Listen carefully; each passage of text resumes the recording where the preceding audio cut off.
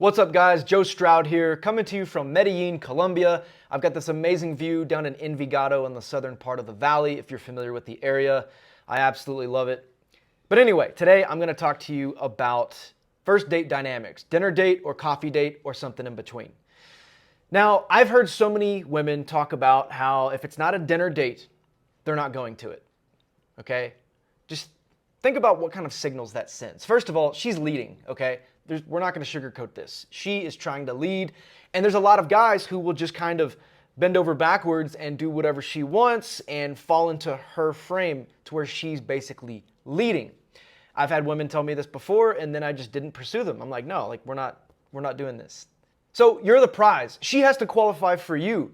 So you actually want to just bring her into the natural flow and direction of your life and the things that you're already doing.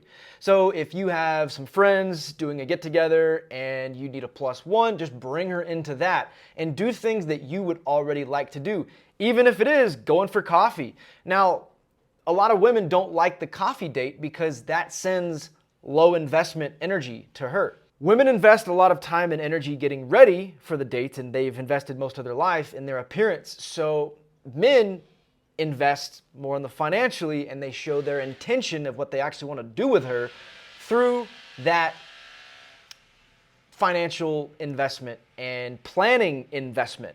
So yeah, a lot of guys have this hesitation to not spend a ton of money on the first date and go all out. One, because it sets the frame, it sets the tone of what she's now going to expect from you.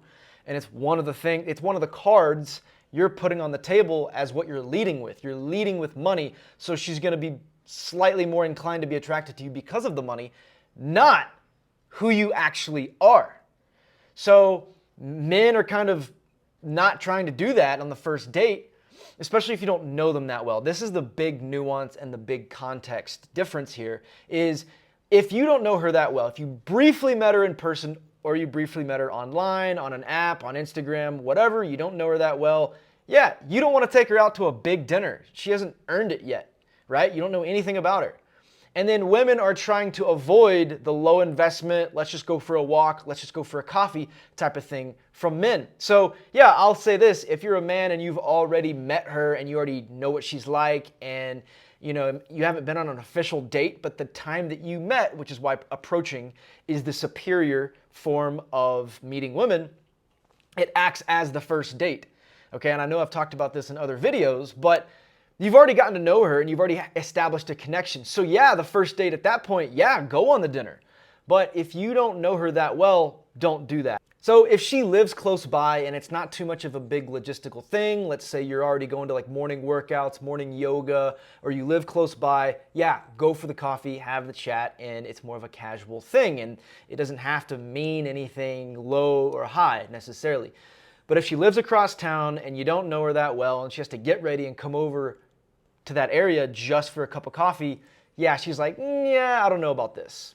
Women spend half their lives in front of a mirror, investing time and energy into their appearance. From all the other women in their life who influence this, their shopping decisions, they'll take a picture of their outfit, send it to their friend before they leave the house.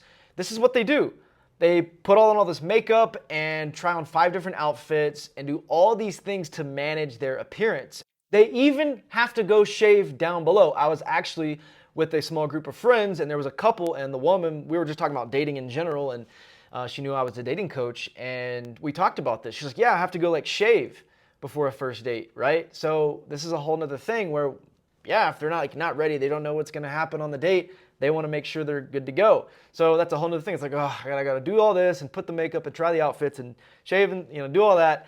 And if she's just going to meet you for coffee, it almost doesn't make much sense. There's no sense of adventure with that. This is another big, big gold nugget for planning first dates. If you can have some kind of activity or adventure or something that could lead to, I don't know, that in her mind where it's like, oh, I don't know. And you keep, bringing out new layers of the date as the date goes on, this is perfect because you're taking her on a journey, literally. And this should be things that you already like to do, and she's joining the path that you're already on. And this is also going to depend on the type of girl. If she has really high standards and she wants to lead and it's got to be this way or she's not doing it, she's going to wake up 35 and single one day and not and not know what happened. Like, what did I do wrong? Like, I've done all the right things. I've gone to college. I look good. I'm successful in my career. Where's my man, right? So these kinds of women are going to demand lots of things, and they are not going to fall into your frame. And lastly, if Leonardo DiCaprio asked her for coffee, the same girl who's demanding a dinner date, do you think she would go on it?